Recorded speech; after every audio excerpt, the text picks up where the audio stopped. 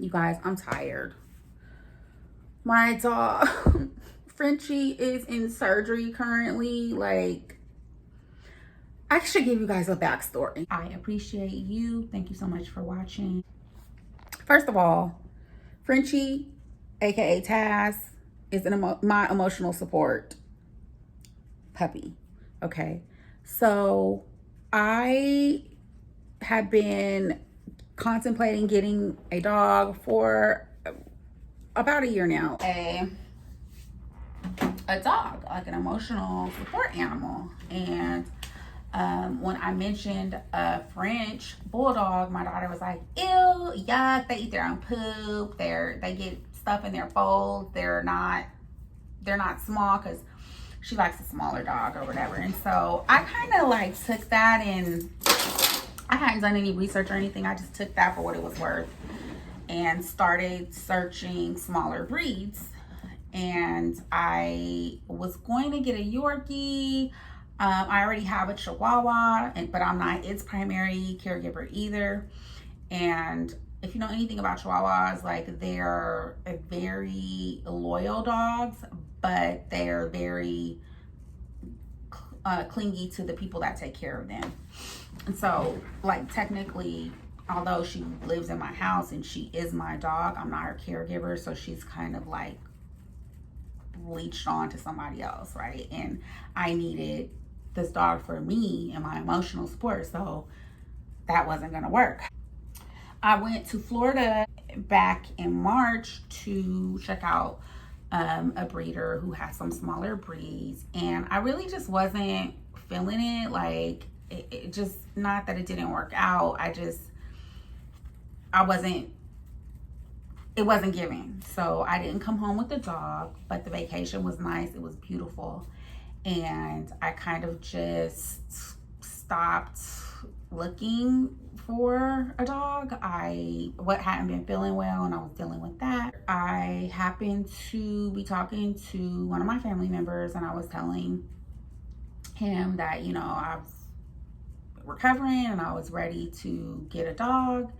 And I didn't throw any particular breed out there. I was just like, you know, something small, something that is like emotionally attached to me and me to it. And he actually suggested two different dogs. One was I don't remember what breed it was, but the other was a French bulldog. And it just all kind of came around full circle. The dog needed to be rehomed, and it's a 4-month-old puppy, and it just was like, it was a perfect fit. Like, really, it was. And long story short, that's how I ended up back in Frenchie world. So it was meant to be.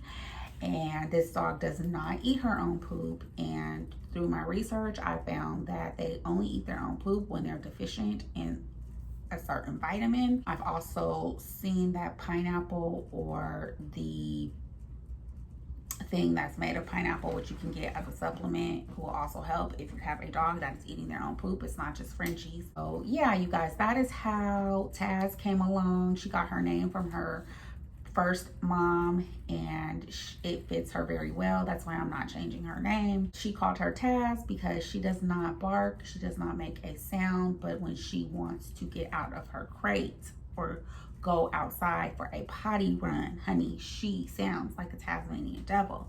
And I'm gonna try to get some of that on film for you guys. So we'll go ahead and move into why she's having surgery and what's going on with that.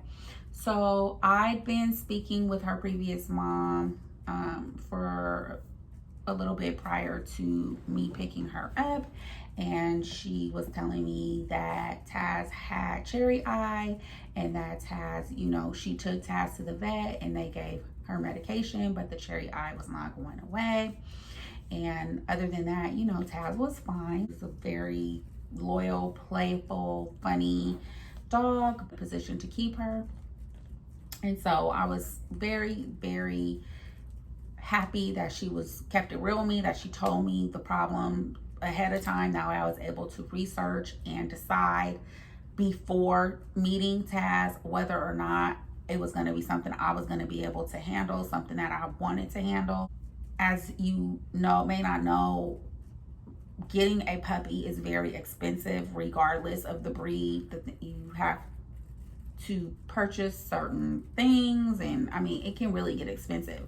So when you're met with the dog, and then the breeder or the owner is telling you, oh, this and that about the dog, it's like, it's heartbreaking, because like, you have to make a decision right there on the spot, and emotionally it's not good to make decisions while you're emotional.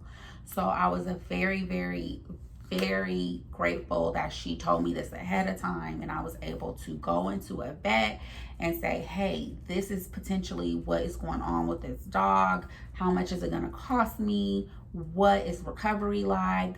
What are the risks of, you know, the dog having to have a procedure if that's necessary? Can this happen again, etc., etc., etc. So I went through all that with the vet, which was a very, very kind vet. He informed me that, you know, though I had done a lot of research, he just confirmed what I had researched.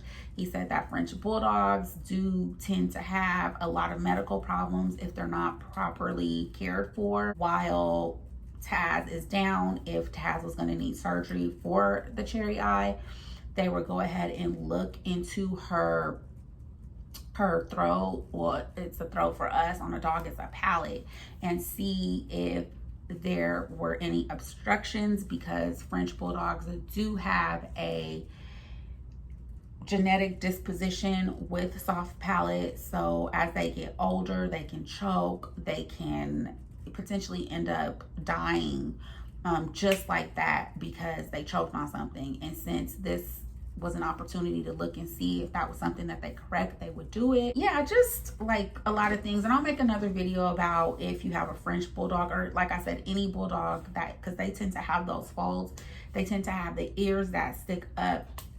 There are things that you have to do to maintenance your dog, or if you don't maintenance it, you'll end up, it's not cute. I did that research with the vet the week prior to bringing her home. When I met her, she fell in love with me. I fell in love with her. It was love at first sight. She is everything. She is my new daughter, and she is so great, you guys.